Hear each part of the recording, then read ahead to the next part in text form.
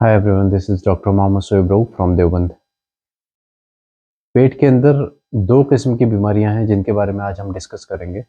एक तो होता है आईबीएस, इरिटेबल बाउल सिंड्रोम, जिसके बारे में हम पहले भी बात कर चुके। और दूसरा है गैस्ट्राइटिस, यानी कि इन्फ्लेमेशन ऑफ स्टमक। स्टमक यानी मैदा, मैदे के अंदर जो सूजन आ जाती है उसको गैस्ट्राइटिस बोलते हैं। इन दोनों में इन दोनों में बहुत सारी चीज़ें कॉमन होती हैं। कई मर्तबा हमें डायग्नोसिस करना मुश्किल हो जाता है कि कौन सा मरीज़ आईबीएस का है और कौन सा मरीज़ गैस्ट्राइटिस का है। तो आज इसी के बारे में बात करेंगे, इनके ट्रीटमेंट के बारे में बात करेंगे, इनके सिम्टम्स के बारे में बात करेंगे और इनके कॉजेज़ के बारे में बात करेंगे और इनके डायग्नोसिस किस तरीके से इनकी तशख़ीस की जाए उसके बारे में हम यहाँ पर आज बात करेंगे। तो बात करते हैं कॉमन चीज़ों की, क्या-क्या किन में क्या-क्या चीज़ें कॉमन हैं। जैसे आईबीएस के जो पेशेंट हैं उनके अंदर एब्डोमिनल पेन होता है, यानी कि पेट में अब ऊपर वाले हिस्से में दर्द होता है।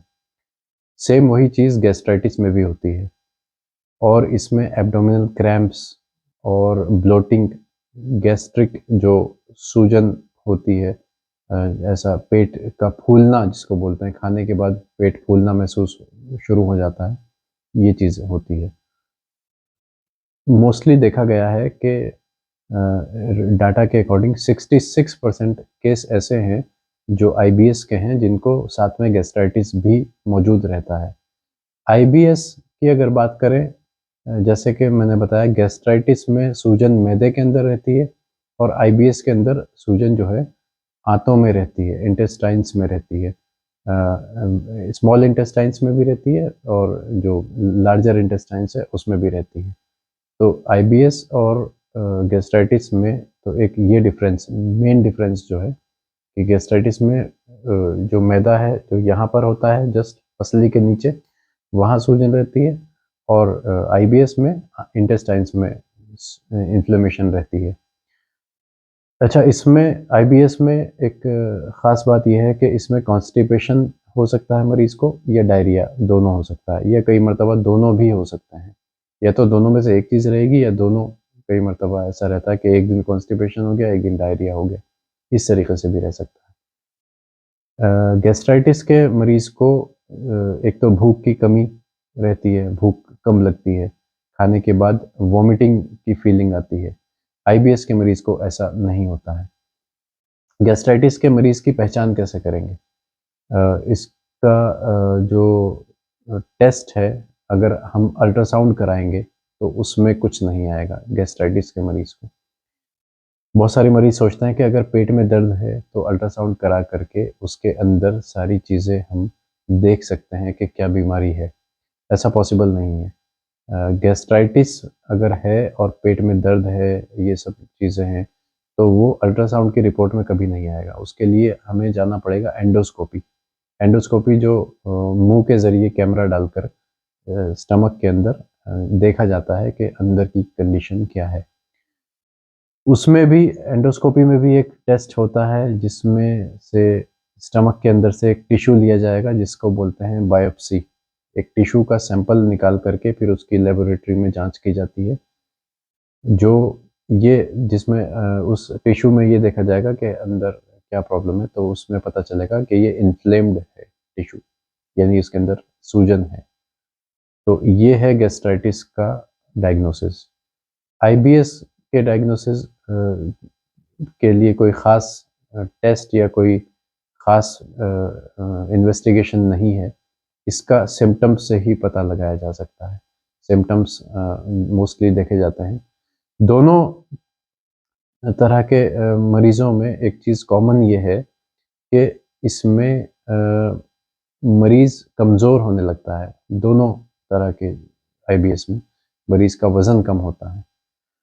प्लस इसमें गैस्ट्राइटिस में एक एच पाइलोरी बैक्टीरिया भी कॉमन पाया जाता है। एच पाइलोरी बैक्टीरिया बहुत सारे लोग जानते भी होंगे कि एच पाइलोरी जो है वो एक किस्म का बैक्टीरिया है जो स्टमक के अंदर एक ख़ास किस्म की रुतूबत जमा होने की वजह से, रुतूबत यानी तरावट, एक एक तरह का फ्लूइड है, उसके जमा होने से, उसके सड़न की वजह से वहाँ पर एक बैक्टीरिया पाया जाता है जिसको हम एच पाइलोरी बोलते हैं। और इस एच पाइलोरी का जो टेस्ट है वो भी हम एंडोस्कोपी के ज़रिए कैमरा डाल करके उसकी जब जांच करते हैं तो उसमें इसका पता लगाया जा सकता है कि इसके अंदर एच पाइलोरी भी मौजूद है। एच पाइलोरी उन्हीं लोगों को होगा जिनको गैस्ट्राइटिस होगा। आईबीएस वालों को एच पाइलोरी नहीं होता है। या आईबीएस वाले जो ऐसे लोग हैं जिनको गैस्ट्राइटिस भी है साथ में, जैसे मैंने बताया कि 60% 66% लोग ऐसे हैं कि जिनको आईबीएस के साथ-साथ गैस्ट्राइटिस भी होता है। तो हो सकता है उन लोगों को एच पाइलोरी बैक्टीरिया भी पाया जाए।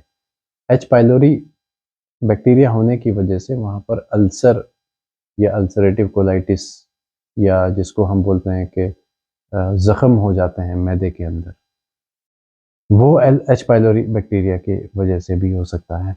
तो बहरहाल ये तो हमने थोड़ी-सी डायग्नोसिस की और सिम्पटम्स की और डिफरेंशियल डायग्नोसिस की बात करी यहाँ पर।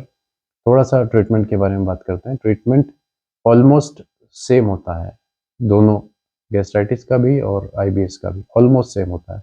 थोड़ा बहुत सिम्प्टोमेटिक ट्रीटमेंट इसमें चेंज किया जा सकता है। यूनानी की अगर हम बात करें तो बहुत सारी चीज़ें ऐसी मौजूद हैं, जैसे जवारिश मस्तगी है, जवारिश शाही है, माजून संग दाना मुर्ग है, माजून दबिदुल वर्द है। बहुत सारे जवारिशात ऐसे हैं जो डिफरेंट पेशेंट को डिफरेंट ओपिनियन हम दे सकते हैं उसके सिम्पटम्स के अकॉर्डिंग। बहुत सारे मुफरदात के नुस्खे भी इस्तेमाल किए जाते हैं, जैसे हम गैस्ट्राइटिस के पेशेंट को, क्योंकि उसमें सफ़रा का बढ़ा हुआ रोल काफ़ी पाया जाता है, तो उसके लिए हम मुफरदात के तौर पर एक ख़ास नुस्खा बनवाते हैं जिसमें 3 चीज़ें शामिल हैं, जैसे सौंफ, धनिया और इलायची। तीनों को हम वज़न लेकर के 1 चम्मच सुबह 1 शाम सफ़ूफ बना करके इसमें मिश्री का इस्तेमाल भी कुछ लोग कर लेते हैं जायके को बनाने के लिए। तो एक ये नुस्खा गैस्ट्राइटिस का बहुत अच्छा काम करता है। बाकी संगदाना मुर्ग के ऊपर अलग से ट्रीटमेंट के ऊपर बात हो चुकी। अ, माजून संगदाना का एक अलग वीडियो भी मौजूद है। आईबीएस का एक वीडियो, उसमें भी आईबीएस की ट्रीटमेंट की बात हुई थी। उसको भी आप लोग देख सकते हैं। गैस्ट्राइटिस और ये था गैस्ट्राइटिस और आईबीएस का डिफरेंशिएशन, इनमें क्या-क्या डिफरेंस है। अगर आपको कोई बात समझ ना आई हो तो कमेंट बॉक्स में पूछ सकते हैं या फिर हमारा व्हाट्सएप नंबर स्क्रीन पर दिया हुआ है, वहाँ पर हमसे आप राब्ता कर सकते हैं। Thank you very much.